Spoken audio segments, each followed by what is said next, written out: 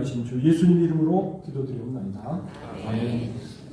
하나님 말씀 보겠습니다. 요한복음 1장. 요한복음 1장 1절로부터 14절입니다.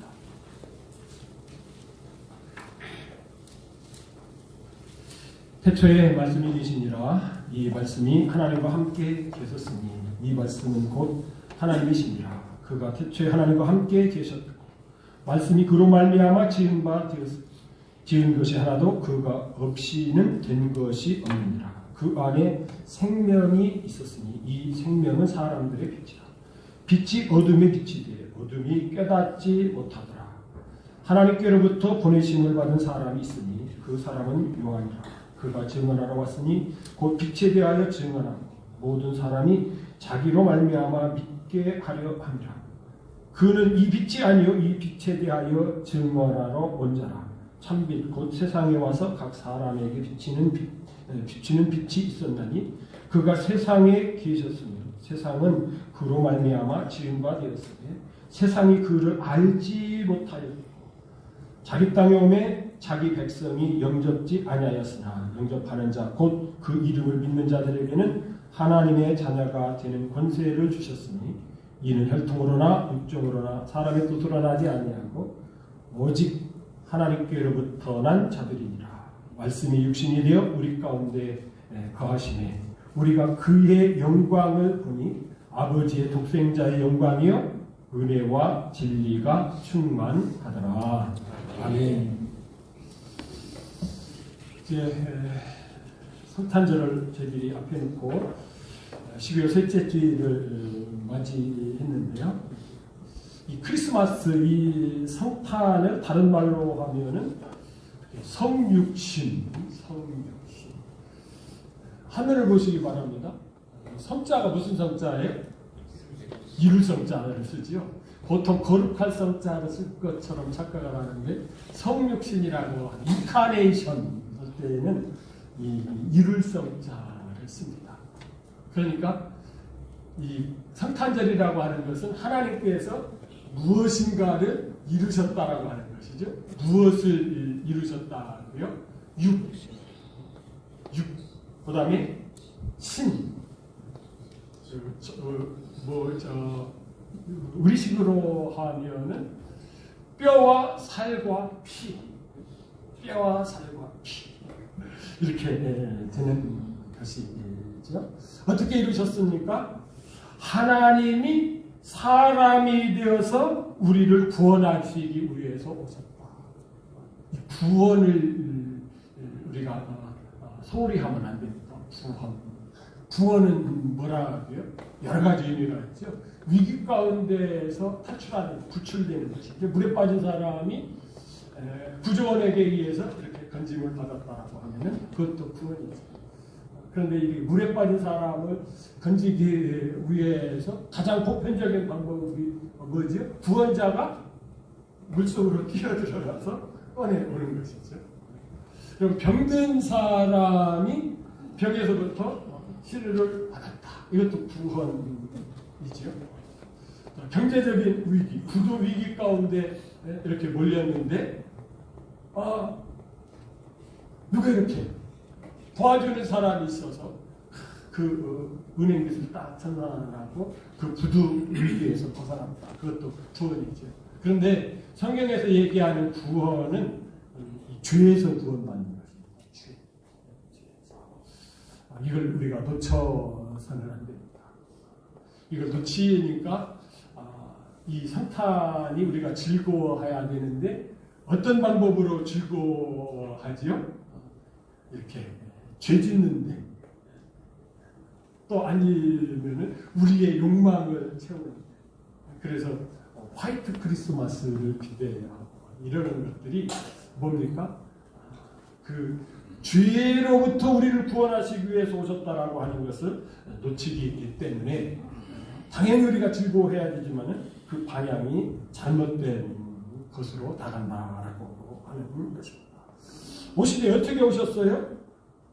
우리 구원을 위해서 어디서 오셨다고요? 하늘에서 땅으로 뻗높은 하늘 보좌에서 이 낮고 천한 얼마나 치열해요? 말그까지 이렇게 내려오셨다. 그렇죠. 참 이런 면에서 보면은 우리가 귀하다고 여길 수 있죠. 그런데 진정한 성탄의 의미가 그 정도일까요? 예수님의 이 탄생의 의미를 이 암흑 같은 세상의 빛으로 스며들어 오셔서 온 인류를 구원하셨다. 뭐 이렇게 멋지게도 표현을 합니다. 그러나 저런 표현이 다가 아니죠.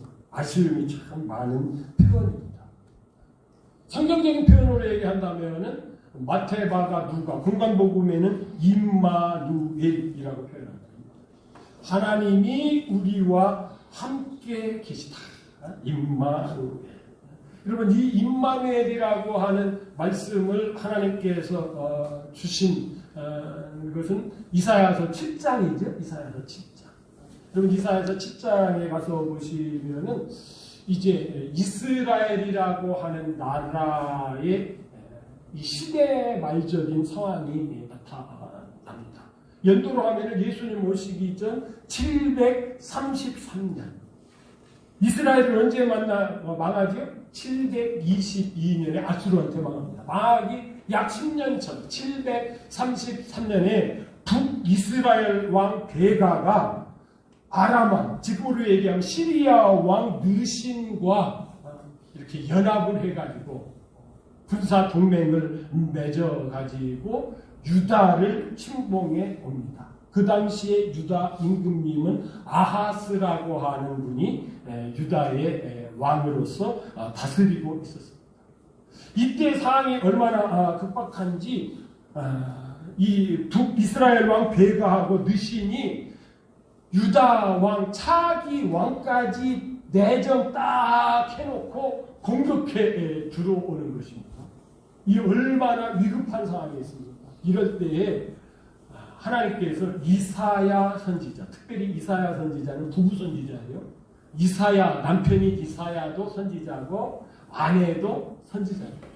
이 부부 선지자에게 임하여서 뭐라고 말씀하시느냐 하면은 네 첫째 아들을 데리고 유다왕 아하스에게 찾아가서 지금 북이스라엘 베가와 아람 느신이 침공에 들어왔는데 그들을 두려워하지 말아라. 그들은 타다남은 부죽갱이 같고 이렇게 빈 나무 구루터기, 썩은 구루터기 같은 그런 존재들이니까 그들을 무서워하지 마라.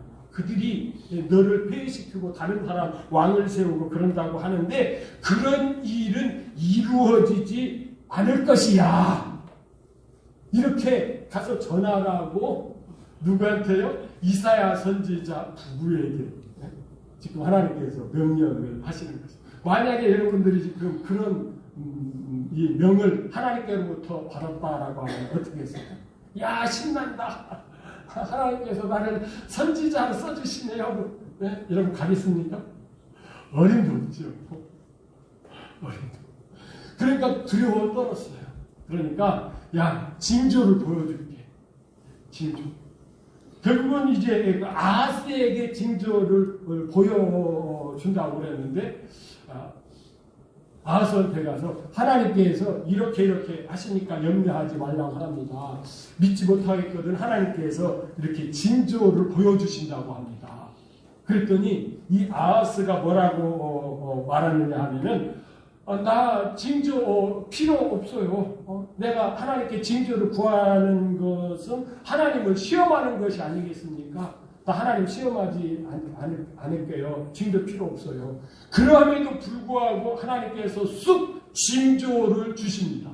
그 내용이 바로 이사야서 7장 14절에 주께서 친히 징조를 너희에게 주실 것이라. 보라, 처녀가 잉태하여 아들을 낳을 것이요 그의 이름을 임마누엘이라 하리라.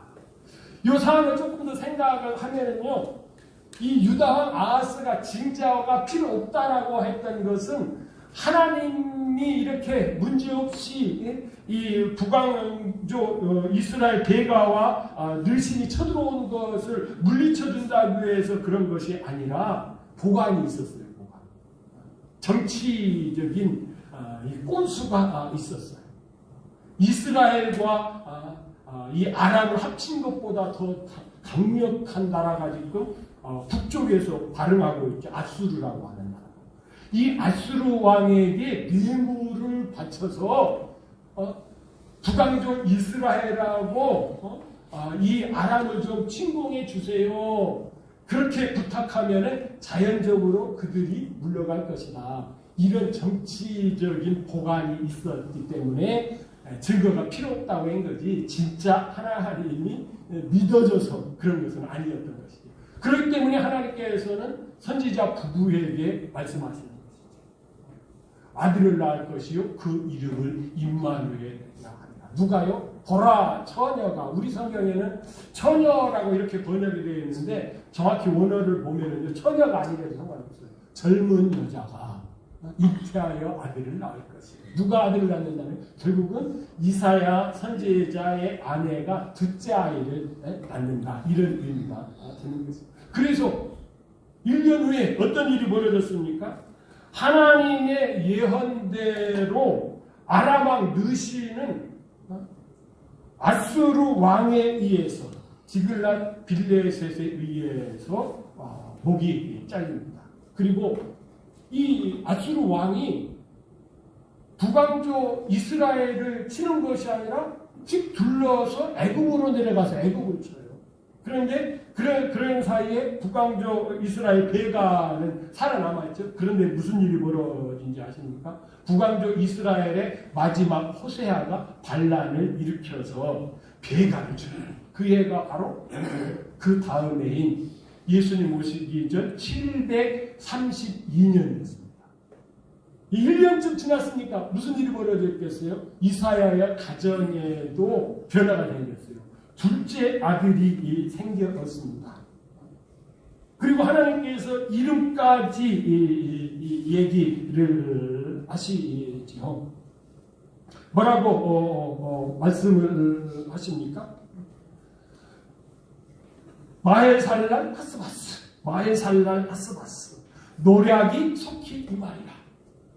이렇게 이름까지 지어줬어요. 그런데 여러분 이사야 선지자의 아내가 마할살랄 하스바스라고 불렀겠어요? 아니면 임마누엘이라고 불렀겠어요? 임마누엘이라고 불렀습니다. 하나님이 우리와 함께 하신다. 야, 진짜 하나님께서 나에게 그런 말씀을 주시더니 그 말씀대로 이루시는구나. 마할살랄 하스바스를 뭐라고 불렀다고요? 임마누엘. 그것을 여러분 이 마태복음에서는 예수님의 탄생과 연결시켜서 예수님의 탄생을 뭐라고 부르는 것이에요? 마할살랄 하스바스라고 부르지 아니하고 임마누엘이라고 이렇게 부릅니다. 더 정확히 부르면 뭐라고 불러야 되죠? 예수라 이렇게 불러야 되는데 하나님이 우리와 함께 하시다. 임마누엘이라고 이렇게 부릅니다. 야, 정말로 하나님이 우리와 이렇게 함께 하신다라고 하는가. 야, 여러분 이거 생각하면 얼마나 감격스럽습니까? 왜 그렇지요? 우리는 어떤 면에 있어서는 대단한 것 같으나 야, 왜 이렇게 참 부족하고 왜 이렇게 힘이 약하고 왜 이렇게 지식도 짧고 이런 뭐 어떤 면에 있어서는 또 꼼꼼히 챙길수록 더 그래요. 저도 오늘도 한심하더라고요. 나고 보니까 아랫두리하고 윗두리하고 색깔이 달라. 아랫두리 같이 네이비색이고 위에는 블랙이야. 야, 나 이거 신경 썼거든. 오늘 불도 켜고 꽁꽁 이렇게 보고 양복 색깔 같은가. 저는 키가 작기 때문에 이렇게 투톤을 입으면 더 짤막해고요. 발톱만 자르는 것 같아가지고 이렇게 단색으로 이렇게 입으려고 노력을 하는 거예요. 신경을 썼는데도 이렇게 하고 나와요. 야, 신경 써서 그런가요? 더 낫습니까? 네. 실수한 게 더 낫습니까? 네. 그런데 내 마음에는 안 들어. 우리가 꼭 이래요. 자식도 막 잘 키워보려고 하면은, 오히려 막 더 삐뚤어져. 자녀들 책도 막 읽어보고, 막. 우리도 우리 아이들 믿음으로 키워보려고, 그렇게 해서도, 그놈 성질 빼기를 이기지를 못하더라고요. 제가 방씨가 아닙니까, 방씨. 방이라고 하는 자가 모방이에요, 모방. 모가졌다는 얘기죠. 성격이 모가졌다, 이런 뜻이죠. 그러니 성질빼가 얼마나 더럽겠어요. 그런데 이 더러운 성질빼 가지고서는 자녀의 교육을 잘 시킬 수가 없지. 그런데 하나님이 도우신다. 그런 약점, 그런 열악한 그런 것들 이렇게 보아. 그런데 참 이게 함께 하신다라고 하는 것이 힘이 되는 귀한 말씀이고, 정말로 예수님의 탄생에 대해서 우리가 축하할 수밖에 없는 그런 일이라는 것이죠. 그럼에도 불구하고 여러분, 진짜 하나님의 신비는 그 정도로 끝나는 거예요. 탄생의 신비는 그 정도로 끝나는 거예요. 요즘 참 AI가 챗 GPT 이런 것들이 발달해가지고 어떤 국장이 국정보고를 받는 그 자리에서 대통령 마음에 이렇게 밖에 대답을 했더니, 사실은 나중에 알고 보니까 숫자가 막 다 이상 틀렸어요. 그런데 하여간 그 당시에는 그게 볼 때는 참 얼굴이 후다닥하니 잘생겼더라. 생긴 분이 목소리도 좋고 대통령 마음에 이렇게 또박또박 이렇게 대답을 했더니 콩 GPT처럼 대답을 잘했다. 그래서 이제 그분이 차관이 되고 이렇게 장관이 돼야 되겠다. 막 이런 여론까지만 쫙 돌지 아니겠습니까? 여러분, 챗GPT가 진짜 그렇게 정확합니까? 여러분, 챗GPT에 넣어서 리아에 넣어서 성탄의 진정한 의미 넣으면은 몇 가지는 나오는데 이제부터 나옵니다. 오늘 본문에 나오는 말씀. 오늘 본문에 뭐가 돼요? 말씀이 육신이 되어 우리 가운데에 거하시네. 여러분, 공간복음에서 예수님의 이 탄생을 말씀하는 것과 요한복음에서 탄생하는 것이 달라요. 틀린 것은 아닙니다. 달라요. 깊이가 달라요. 말씀이 육신이 되어 우리 가운데 거하시네. 여러분, 말씀 뭐죠? 이걸 원어로 얘기하면 로고스. 히브리인들에게 있어서 로고스, 영어로 하면 이 로직, 논리죠, 논리. 우리는 단순히 학문이 이 논리적이기 때문에 뭐하고 로직, 로직 해가지고 그 정도 생각하는데, 여러분, 이 당시에 헬라인들이 로고스 하면은요, 우주 전체를 통괄하여서 움직이는 그 힘, 그 능력이 뭐라고요? 로고스예요.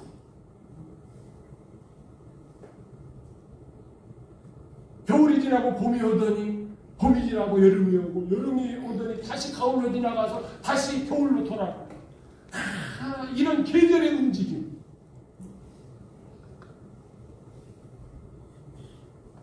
어느 날은 그냥 홍수가 쏟아져서 쓸려가는 것처럼 갔다가, 어느 날은 막 쨍쨍 햇빛이 쬐어서 머리가 벗겨질 정도로 어떤 때에는 막 영하 30도까지 들어가서 막 꽁꽁 다 얼리다가, 또 어떤 때에는 어떻게 해요?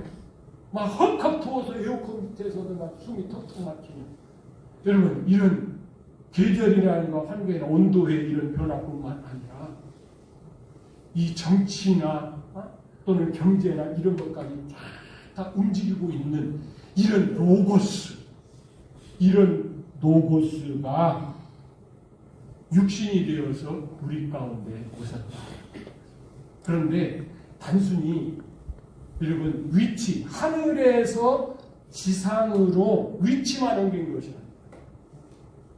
그 헬라 시대의 그 신들, 올림푸스 산에 있던 그 신들이 종종 어떻게 해요? 그 산에서 내려와서 일반 사람들과 어울리다가 다시 올림푸스로 가는, 그렇게 위치만 잠깐 옮겼다가 이러는 것이 아니지. 예수님의 여러분 임재는 뭐라고요? 말씀이 뭐가 되어서? 육신이 되어서 오신 것입니다.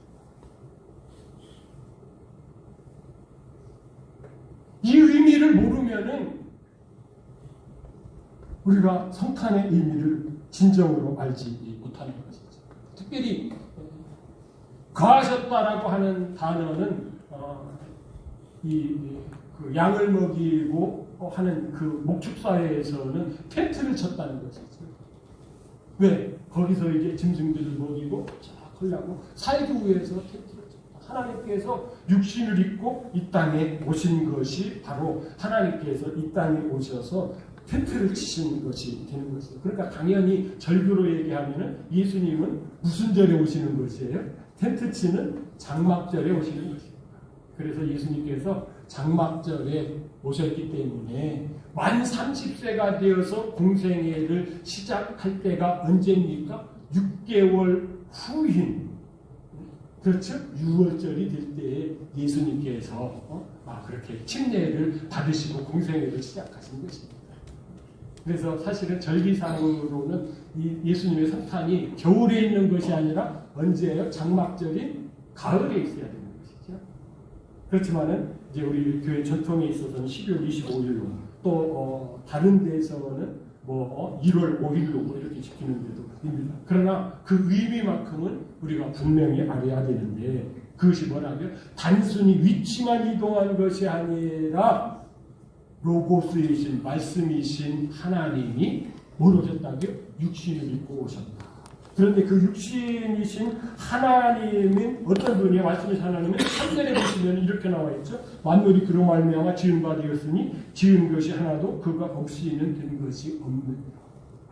그러면 창세기 1장 1절에서 하나님께서 천지 만물을 창조하시고 2장으로 가면 갑자기 땅이 혼돈하고 공허해지고 이상하게 막 바뀌어져 버리죠.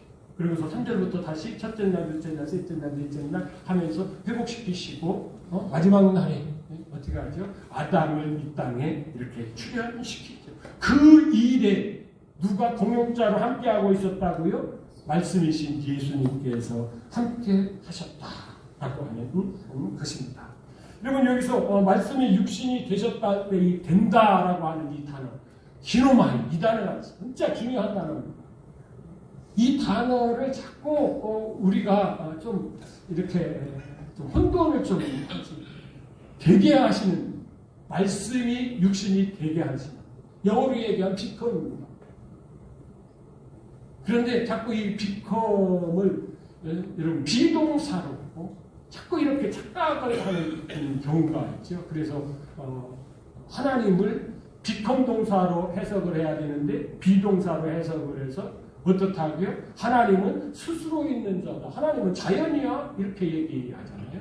그런데 하나님은 자연이라고 하면 오늘 말씀도 의미도 하나님은 어떤 하나님이에요? 되게 하시는 하나님이십니다. 예레미야서 33장 2절에 정확하게 하나님의 이름인 여호와가 어떤 뜻인지를 말씀하시는 것이죠. 어떤 하나님이라고요? 되게 하신 하나님이 말씀이 육신이 되게 하셔서 이 땅에 보내신 그것이 뭐라고요? 될성자 성육신이라고 합니다. 여러분 그런데 이 과정을 한번 여러분들이 가만히 생각을 해보세요.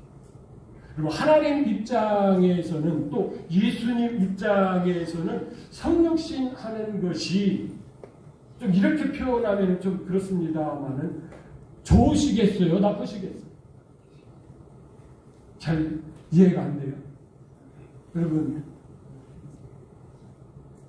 따뜻한 나오고 양변기가 있고 그런 집에서 여러분 푸세식 변소가 있는, 그리고 부엌에 샘이 없어서 저 들에 가서 물을 떠다가 밥을 해 먹어야 돼요. 그런 집으로 이사 간다, 이사 가야 된다라고 할 때 좋겠어요? 나쁘지요. 그건 뭐 윤리성이 떨어진다, 뭐 근면성이 없다 이런 걸 그래서 정말 이렇게 열악한 환경으로 바뀌는 거예요. 그런데 하나님이 이 땅에 오시면 어떻다고요? 이 땅에 있어서 제일 문제가 뭐 환경도 그렇지만은 이 죄덩어리들이 막 우글우글해요. 그렇죠? 그렇게 사랑해서 결혼했는데 그 사랑했던 그 놈이 화상이 되어버려요. 이 징글맞은 놈. 왜? 그 사람도 사랑했었는데 뭐요? 죄덩어리였었거든요. 그 본성이 나오고 그러니까 막 이렇게 추하고 그런데 이런 사람들이 막 우글우글 하잖아요. 여러분 이런 세상에 오신다라고 하는 것을 주님께서는 아시는데 그렇게 사람으로 오셨다는 거죠. 왜 오셨을까요? 요한복음 3장 16절에서 요한복음 이렇게 이어가고 있죠. 하나님이 세상을 이처럼 사랑하셨다. 더 정확히 말씀드리면 죄인인 우리들을 이처럼 사랑하사 독생자를 주셨습니다. 여러분 이 사랑은 어떤 사랑입니까? 여러분 우리가 막 이렇게 세계적인 사랑하면은 여러분 생각나는 것이 있죠. 1937년에 영국의 황진 에드워드 8세. 이 에드워드 8세가 누구를 사랑하게 됐어요? 심슨이라고 하는 여인을 사랑하게 됐습니다. 이 사람은 어떤 사람이에요? 2번이나 이혼한 경력이 있고 영국 사람도 아니고 저 미국 사람. 그런 사람하고 결혼하겠다고 결혼하겠다고 신청을 하니 이걸 허락을 할 수가 있습니까? 결국은 내가 저분하고 결혼하기 위해서는 어떻게 해야 되겠다? 이 왕위를 내려놔야 되겠다 하고 에드워드 8세가 왕위를 내려놓지요. 1936년에 BBC 라디오 방송을 통해서 내려놓고 그 다음에 1937년에 프랑스에서 이 심슨 여사와 결혼을 하죠. 그럴 때 전 세계가 세계적인 결혼이다. 왜요? 이 참사랑의 결혼이다. 왜요? 왕위를 내려놓고 왕위를 내려놓는다고 하는 것은 모든 부귀와 영화를 내려놓는 거죠.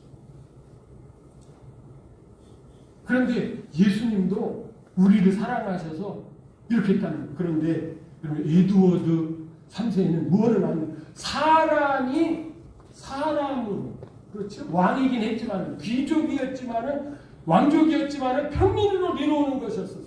그런데 예수님은 누가요? 하나님이신데 사람으로 오신 것입니다. 무엇 때문에? 우리를 사랑하셔서. 그래서 천사들이 우리들에게 예수님 탄생을 어떻게 하라고요? 기뻐해라. 그때는 깨울 사람이 별로 없어서 그런지 베들레헴의 그 목동들은 자주도 안 했죠. 양을 지켜야 되니까. 그들에게 나타나서 너희들 찬송하면서 기뻐해라. 성탄절을 즐거운 날이다. 왜? 하나님께서 죄인인 우리들을 사랑하셔서 우리를 구원하시기 위해서 이렇게 육신으로 오셨다.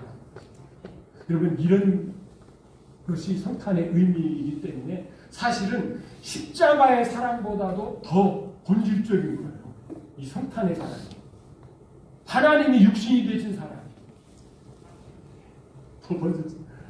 십자가 사랑은 뭐죠? 육신이 되셨던 분이 피를 흘리기 위해서 십자가에 달리셨던 것이고 여러분 하나님이 육신이 되어서 오신 이 사랑. 여러분 이 사랑이 왜 이룰 성자를 쓴 성육신이라고 이렇게 표현하는 줄 아십니까? 하나님께서는 계획을 가지고 있었죠. 무슨 계획이요? 우리를 구원할 계획을 가지고 있었죠. 창세기 3장 15절에 가서 보시면 그 구원의 계획을 이렇게 표현하죠. 여자의 후손이 뱀의 머리를 상하게 할 것이다. 조금 더 나가서 3장 33절에는 무슨 얘기를 하십니까? 이 사람이 우리 성경에는 우리와 같이 되었습니다.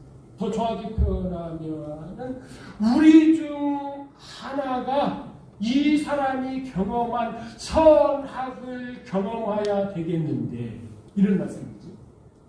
선악, 야다를 쓰고 있습니다. 야다는 뭐라고요? 경험에서 아는 것이에요. 아담이 타락해서 그 선악을 경험한 것을 우리 중 하나, 성부, 성자, 성령 중에 한 분이 경험하려고 하면은 어떻게 해야 된다고요? 물에 빠진 사람을 구원하려면 물에 들어가야 되는 것처럼 하나님이 육체를 입은 우리들을 살과 피와 그 다음에 뼈를 가지고 있는 우리들을 구원하려고 하면은 육체로 오셔야 되는 것이죠. 그래서 하나님께서 이 원리를 레위기 17장 11절에서는 이렇게 표현하고 있습니다. 육체의 생명은 피에 있습니다. 내가 이 피를 너희에게 줘 제단에 뿌려 너희의 생명을 위하여 속죄하게 하느니 생명이 피에 있으므로 피가 죄를 속하느니라. 여러분, 예수님은 피를 흘리셔야 되기 때문에 육체로 오신 것입니다. 이것을 지금 하나님께서 계획을 하고 있었는데 어떻게 했다고요? 성취하셨다라고 하는 것입니다. 이것이 성육신인 것입니다. 계획하시고 그것을 되게 하시는 하나님이 그 계획을 이루신 것이죠. 그리고 그 계획으로 이루신 것으로 끝난 것이 아니라 그 계획의 연장선에서 실제적으로 우리는 예수님의 보배로운 피로 우리를 죄에서 구원하셔서 하나님의 자녀가 되게 하셨고 이 하나님의 자녀들로 말미암아 하나님의 통치를 받는 하나님의 백성으로서 살아가게 하시는 것이 지금 우리가 뭐라고요? 교회에서 신앙생활하는 우리들이라고 하는 것입니다. 그렇기 때문에 우리는 이 성탄절을 기뻐하고 즐거워하는 것은 너무나도 당연할 뿐만 아니라 이 성탄절의 이 즐거움이 우리 가운데 머물리지 아니하며 우리가 어떻게 해야 돼요? 이 즐거움을 이렇게 거쳐야 되죠. 그런데 요즘은 어때요? 이 성탄절에 대해서 캐롤송을 잘 들을 수가 없어요. 여러분들 요즘 캐롤송 좀 듣습니까? 듣는 거 계세요? 틀어놓고 계세요? 저는 텔레비전을 안 보고 라디오를 안 보고 그래서 그런지 잘 못 듣고 그래도 좀 들리는 데가 있더라고요. 백화점 뭐 이런 데 가면 좀 들리는 것 같아요. 또 막 이렇게 크리스마스 추리도 막 하다가 우리나라에서 좀 뭐 그렇게 잘 안 하지? 막 세상이 잘할 때는 뭐 교회에서 안 했는데 세상이 안 하니까 우리 교회도 막 추리도 좀 하려고. 왜 그렇죠? 왜 이런 걸 해야 되죠? 예수님의 우리에게 주시는 이 기쁨의 메시지, 죄에서 구원을 여러분 이것을 우리가 꼭 누려야 되기 때문에 나가는 것입니다. 그래서 올해 이 성탄절을 이 의미를 잘 깨닫고 육체로 오셔서 우리를 대신해서 피를 흘리신 이 보배로운 피로 죄씻음 받은 이 구원의 원리가 여러분들이 확증되기를 주님의 이름으로 축복합니다.